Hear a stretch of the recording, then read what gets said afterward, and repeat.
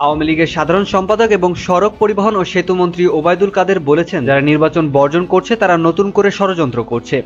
এই সরকারকে হটাতে তারা বিদেশি বন্ধুদের দিকে তাকিয়ে আছে। বিরোধীরা আশা করছে কম্বোডিয়ার মতো নিষেধাজ্ঞা আসবে। শনিবার গোপালগঞ্জের টুঙ্গিপাড়ায় প্রধানমন্ত্রীর সঙ্গে জাতির পিতার সমাধিতে শ্রদ্ধা নিবেদনের পর এসব কথা বলেন তিনি। ওবায়দুল কাদের বলেন, ইস্তেহার বাস্তবায়ন করাই আমাদের মূল চ্যালেঞ্জ। তবে এই ইস্তেহার বাস্তবায়নের অনেক চ্যালেঞ্জ রয়েছে, অনেক বাধাবিঘ্ন আসতে পারে। রাজনীতিতে কেউ যদি সন্ত্রাস অস্থিরতা তৈরি করে তবে তা মোকাবেলা করতে হবে। বিরোধী দলকে রাজনীতি দিয়ে মোকাবেলা করতে হবে। কারওয়ান বাজার এফডিসি সংলগ্ন মোল্লাবাড়ি বস্তিতে আগুনটি কোনো দুর্ঘটনা নাকি নাশকতা সেটা তদন্ত সাপেক্ষে বলা যাবে বলে জানিয়েছেন ঢাকা মেট্রোপলিটন পুলিশের কমিশনার হাবিবুর রহমান। তিনি বলেন, আমরা এখানে যতটুকু দেখেছি যে অগ্নিকাণ্ডের সুস্পষ্ট কারণ সেটা নির্ধারণ করা যায়নি। ফায়ার সার্ভিস হয়তো সেটির তদন্ত সাপেক্ষে তাদের প্রতিবেদন দিতে পারে। তারা তদন্ত করবে, তদন্ত করে বলতে পারবে যে এটি দুর্ঘটনা নাকি নাশকতা। শনিবার দুপুরে অগ্নিকাণ্ডের ঘটনায় ঘটনাস্থল পরিদর্শনের শেষে ডিএমপি কমিশনার সাংবাদিকদের প্রশ্নের জবাবে তিনি এমন মন্তব্য করেন। হাবিবুর রহমান বলেন, গত রাতে 2:15টায় তেজগাঁও এলাকাধীন রেললাইন বস্তি মোল্লাবাড়ি নামে পরিচিত এফডিসির জাস্ট পেছনে প্রায় 3 শতাধিক পরিবারের বসবাস করে। এই পরিবারের বেশিরভাগ মানুষই এখন কারওয়ান বাজারে মাছ কাটেন, দিনমজুরের কাজ করেন। গত রাতে যখন এখানে অগ্নিকাণ্ডের সূচনা হয়, আশেপাশের লোকজন জানাজানি হলে ফায়ার সার্ভিসে খবর দেয়।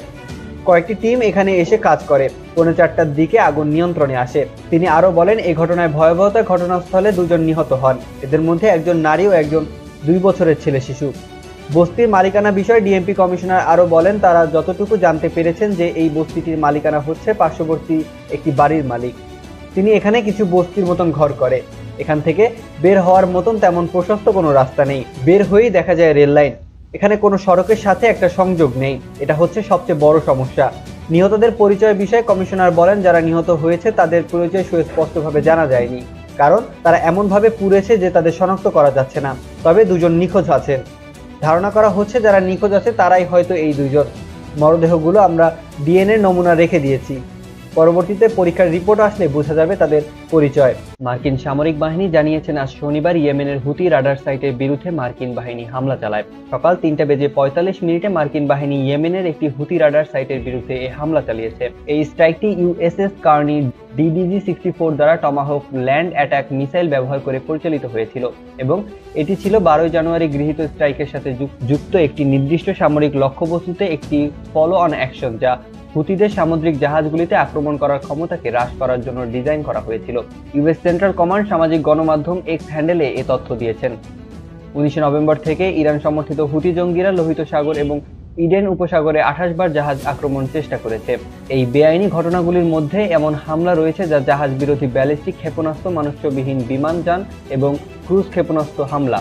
এই স্ট্রাইকের সাথে লোহিত সাগর, বাব আল মানদেব প্রণালী এবং ইডেন উপসাগরে পরিচালিত 20টিরও বেশি দেশের প্রতিরক্ষামূলক জোট অপারেশন সমৃদ্ধি গার্ডিয়ানের সাথে কোনো সম্পর্ক নেই এবং এটি থেকে আলাদা। মার্কিন প্রতিরক্ষা সচিব লয়েড অস্টিন গত মাসে হুতি হামলা মোকাবেলায় একটি বহুজাতিক মিশন অপারেশনের সমৃদ্ধি গার্ডিয়ান গঠনের ঘোষণা দেন। এদিকে মার্কিন যুক্তরাষ্ট্র এবং যুক্তরাজ্য, অস্ট্রেলিয়া, বাহরাইন, কানাডা ও নেদারল্যান্ডসে সমর্থিত বৃহস্পতিবার ইয়েমেনের হুতি নিয়ন্ত্রিত এলাকায় সামরিক লক্ষ্যবস্তুর বিরুদ্ধে বিমান হামলা চালায়। লোহিত সাগরে হুতি হামলার পর যা ব্যবসায়িক রুটগুলিকে অস্থিতিশীল করে তোলে। বাইডেন প্রশাসন বলছেন যে স্ট্রাইকগুলি প্রতিরক্ষামূলক প্রকৃতির ছিল এবং এর উদ্দেশ্য ছিল হুতিদের লোহিত সাগরে জাহাজের আঘাত করার ক্ষমতা হ্রাস করা। উল্লেখ থাকে যে লোহিত সাগরে তেল এবং জ্বালানি পরিবহনের জন্য বিশ্বের সবচেয়ে বেশি ব্যবহৃত সমুদ্রপথগুলোর মধ্যে এটি একটি। হরিয়ানার বাসিন্দা একজন 80 বছর বয়সী ব্যক্তি দীর্ঘদিন যাবৎ শ্বাসকষ্ট নিয়ে আইসিইউতে ভর্তি রয়েছেন। পরবর্তীতে ডাক্তার তাকে মৃত বলে ঘোষণা করেন। তবে একটি গর্তের কারণে নাটকীয়ভাবে তার জীবন ফিরে পান তিনি। ভারতের জরাজীর্ণ রাস্তার বিপদগুলি আসার আলো হয়ে জ্বলে উঠল তার জীবনে। দর্শন সিং হার্টের সমস্যায় ভুগছেন। তাকে 4 দিন ভেন্টিলেটরে রাখা হয়েছিল।